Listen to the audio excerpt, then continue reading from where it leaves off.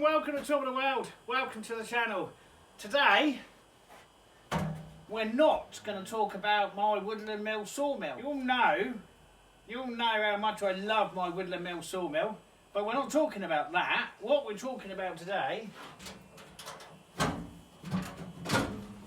is what's inside. Well, it doesn't look any different, Simon.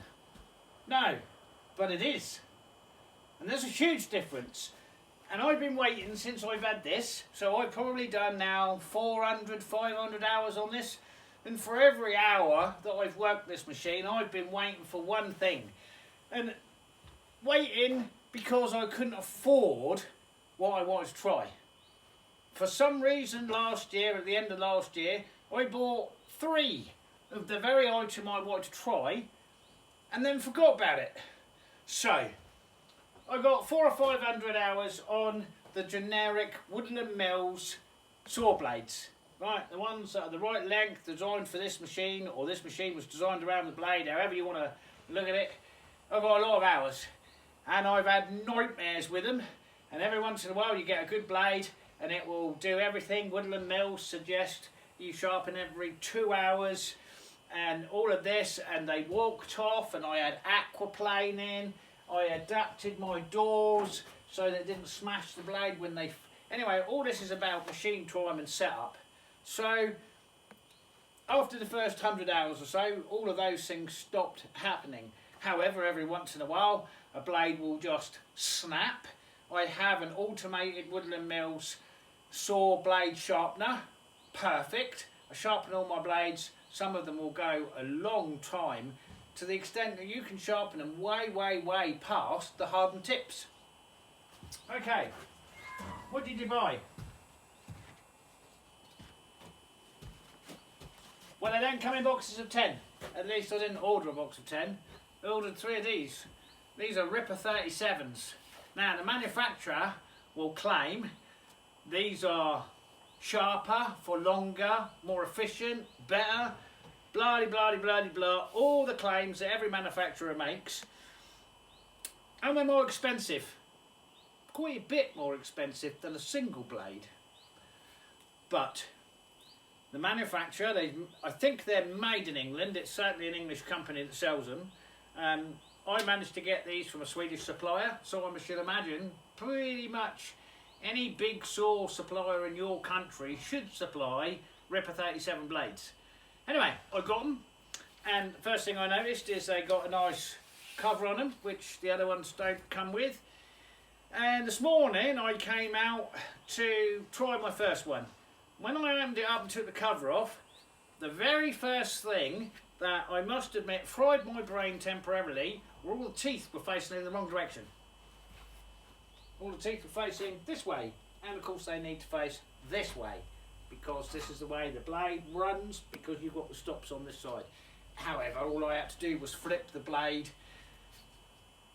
180 degrees upon itself, and the teeth were in the right direction.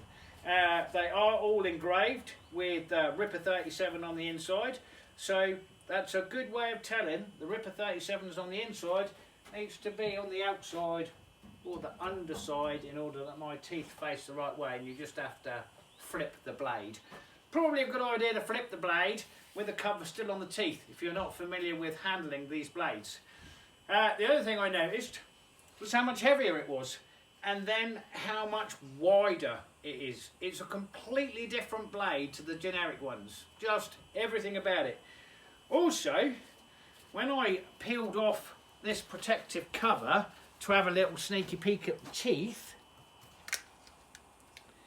right, the hardened points are not only a different colour, they're hardened much further. Let me see if I can just make sure you're seeing this. They're hardened much further than the generic ones. So, did I think I could just pop off the generic Woodland Mills blade and put one of these on? Yes. Wrong. Wrong. So, part of keeping your blades running true and stop accidents from happening is extensive setup on these sawmills. when you change from a generic Woodland Mills blade to a Ripper 37, everything is different. Everything is different. So take the old blade off, undo your tension completely, loosen all your guide bolts, nuts, plates, everything, because you're going to have to start your setup from scratch. These are very slightly, no, not now, no, these are slightly shorter than the Woodland Mills one, or at least when you put them on the first time. Also, they ride completely different. So you need to be familiar with the setup of your saw. It doesn't have to be a Woodland Mills. The Ripper make their blades for all sawmills, but you will have to set it up because it tensions completely differently to the other blades. The standard Woodland Mills blades, this tensions completely differently. It's a lot thicker, so you have to put all your ball bearing guides back. Have I got this riding on the ball bearings? Yeah.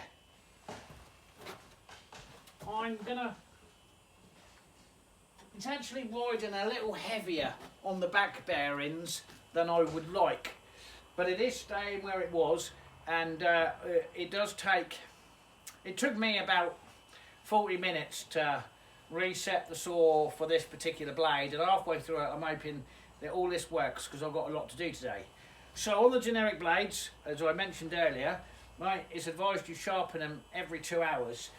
The advice on this is somewhat longer. Anyway, have I just run a Ripper 37 sawmill blade for 4 hours straight? Yes.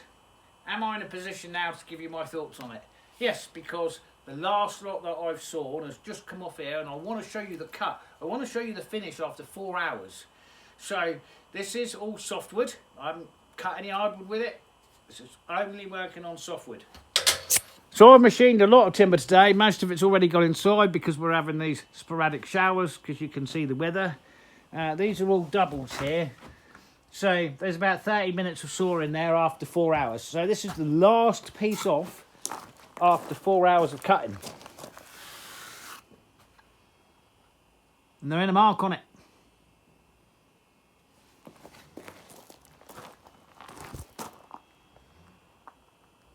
So what else have I discovered about these Ripper 37 blades compared to the generic ones? Okay.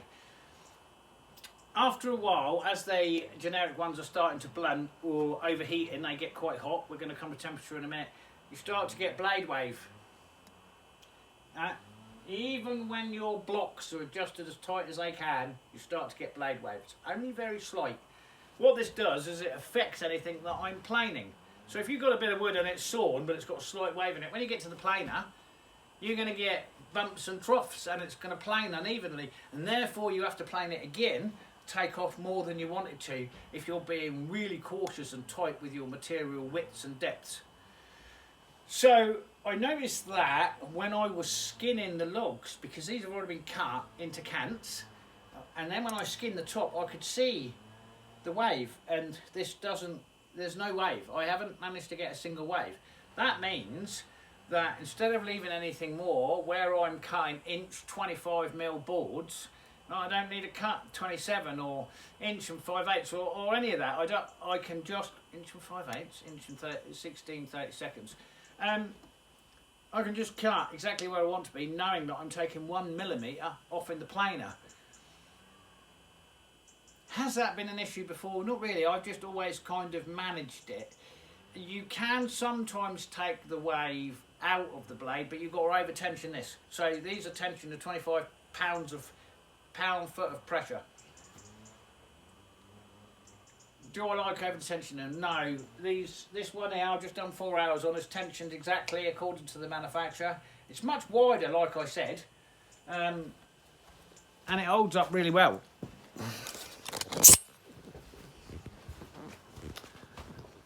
Because it's much wider, it sits on the wheel much more. So I've got this much sticking over the front. What you can't see is how much I've got sticking over the back. And normally there's nothing sticking on the back. I go to the blade is flush, but I've got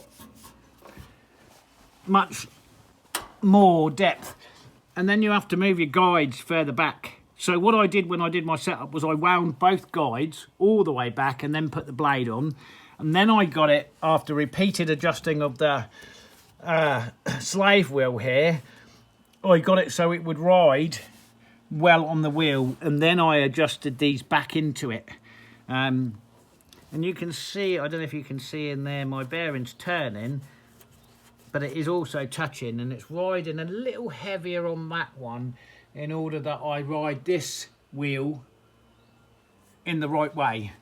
I've covered these in other videos, right, because a lot of you won't see these, right? I made these, and it helps a lot, an awful lot, especially when you're into drier timber. So I've got brushes on both wheels, keeps them a lot cleaner. Anyway, so we can see the kind of marks, scoring, wear, anything on the blade after 4 hours continuous use. Nothing. And you'll notice, and this is what I'm saying about the depth of the hardening. Let's have a look at a generic new one. So here is this is a brand new blade. Okay, this is a brand new blade out the box, and that's your hardening on the tip. If we refer back to this one,